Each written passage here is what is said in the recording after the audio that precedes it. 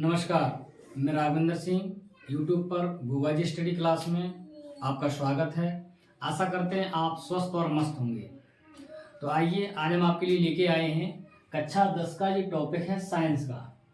Science में यानी physics में हम आज से स्टार्ट करने वाले हैं चैप्टर बाई चैप्टर, जो बोर्ड परीक्षा से संबंधित ऐसे क्वेश्चन जिनकी पूर्ण संभावना है 2026 की बोर्ड परीक्षा में पूछे जाएंगे। आज हम बहुविकल्पीय 20 बहुविकल्पीय लेके आए हैं। साथ साथ में इनसे संबंधित जो भी हमारे आंकिक प्रश्न हैं, लेंस से संबंधित, लेंस की क्षमता से संबंधित, दर्पण से संबंधित, दर्पण चाहे वो उत्तल हो चाहे वो अवतल हो, चाहे वो लेंस उत्तल हो चाहे अवतल हो, और चाहे वो दर्पण हमारा समतल हो, इनसे संबंधित ऐसे क्वेश्चन लेके आए हैं जो 2026 की परीक्षा के लिए इम्पोर्टेंट हैं। तो आइए, कुछ क्वेश्चन ऐसे हैं जो हमने बोर्ड पर लिख रखे हैं। इनमें से कुछ क्वेश्चन जो बोर्ड परीक्षा के लिए वेरी मोस्ट इम्पोर्टेंट हैं। तो एक एक करके हम सभी क्वेश्चनों को सॉल्व करेंगे। देखते हैं इन क्वेश्चनों को हम किस प्रकार से, जब हमें बोर्ड परीक्षा में पूछे जाएंगे तो उनके आंसर हम किस प्रकार से देंगे। और ये ऐसे क्वेश्चन हैं जो कभी ना कभी बोर्ड परीक्षा में पूछे गए हैं। हमारे हिसाब से 2026 के लिए ये इम्पोर्टेंट क्वेश्चन है, तो उन क्वेश्चनों को हमने नोट किया है। तो आइए देखते हैं क्वेश्चनों को कैसे सॉल्व करते हैं। पहला क्वेश्चन आपका है, कह रहा है समतल दर्पण की फोकस दूरी होती है। तो समतल दर्पण की जो फोकस दूरी होती है वो फोकस दूरी कितनी होती है? अनंत होती है। समतल दर्पण की फोकस दूरी कितनी होती है? अनंत होती है। ये बात हमें पता होना चाहिए। फिर कह रहा है समतल दर्पण के सामने वस्तु 10 सेंटीमीटर दूरी पर है, तो उसका प्रतिबिंब कितनी दूरी पर बनेगा। मान लो आपके पास में ये समतल दर्पण है, समतल दर्पण के सामने कोई जो वस्तु है वो कितनी दूरी पर है? वस्तु की दूरी 10 सेंटीमीटर है। तो प्रतिबिंब इसके अंदर जो बनेगा वो कितना? 10 सेंटीमीटर दूरी पर ही बनेगा। इसका जो प्रतिबिंब इसके अंदर बनेगा वो प्रतिबिंब कितना होगा? यहाँ पे आंसर होगा 10 सेंटीमीटर दूरी पर। कहने का मतलब, अगर समतल दर्पण के सामने जितनी दूरी पर वस्तु रखी गई है, समतल दर्पण के सामने जितनी दूरी पर वस्तु रखी गई है और दर्पण के अंदर जो प्रतिबिंब बनता है वो उतनी ही दूरी पर बनता है। तो कहने का मतलब वस्तु की दूरी और प्रतिबिंब की दूरी समतल दर्पण में कैसी होती है? बराबर होती है। अब बात आती है प्रकाश के परावर्तन के नियम सदैव सत्य होते हैं। किसके लिए सत्य होते हैं?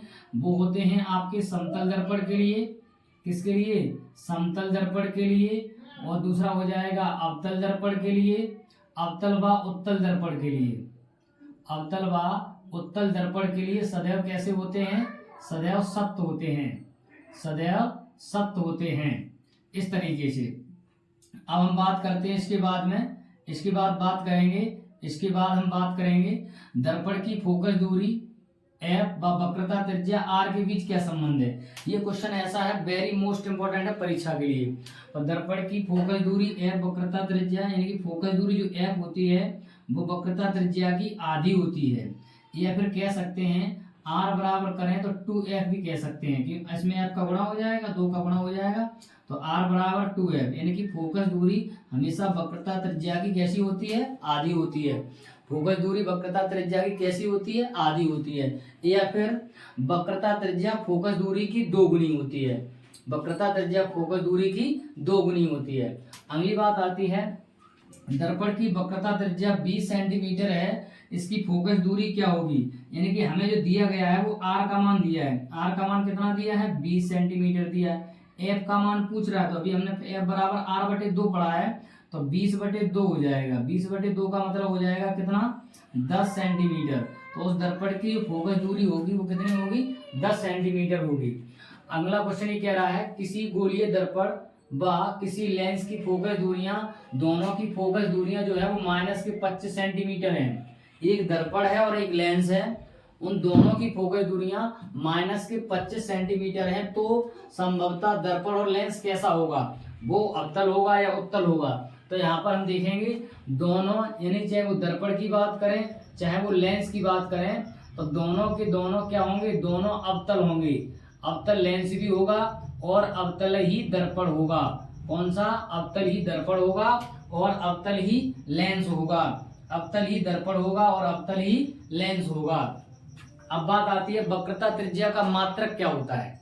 वक्रता त्रिज्या का मात्रक क्या होता है? तो प्रिय छात्रों, वक्रता त्रिज्या का मात्रक क्या हो सकता है? मीटर भी हो सकता है। वक्रता त्रिज्या का मात्रक सेंटीमीटर भी हो सकता है, सेंटीमीटर भी हो सकता है। वक्रता त्रिज्या का मात्रक मिलीमीटर भी हो सकता है। क्या हो सकता है? मिलीमीटर भी हो सकता है। अब बात करेंगे अगले क्वेश्चन की। क्वेश्चन नंबर 10 ये कह रहा है, किसी 10 सेंटीमीटर फोकस दूरी वाले अवतल दर्पण के सामने 20 सेंटीमीटर दूरी पर एक वस्तु रखी है। यहाँ पर कह रहा है वस्तु की स्थिति बताइए, यानी कि बी का मान बताइए। तो यहाँ पर जो हमें दिया गया है, हमें जो दिया है, क्या क्या दिया गया है?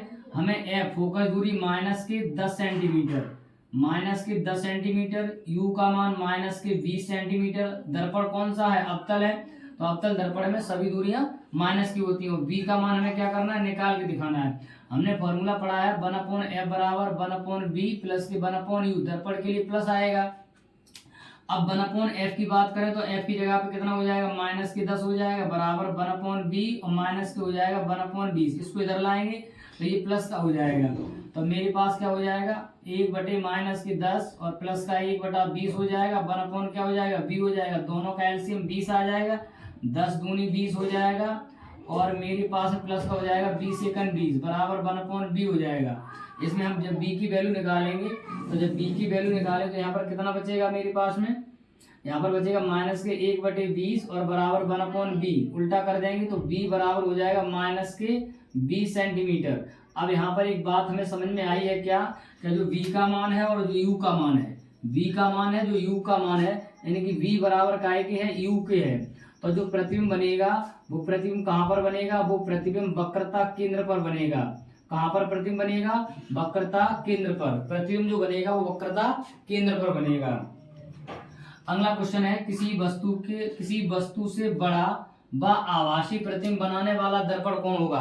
आपसे क्वेश्चन ये पूछा गया है, किसी वस्तु से बड़ा और आभासी प्रतिबिंब बनाने वाला दर्पण कौन होगा?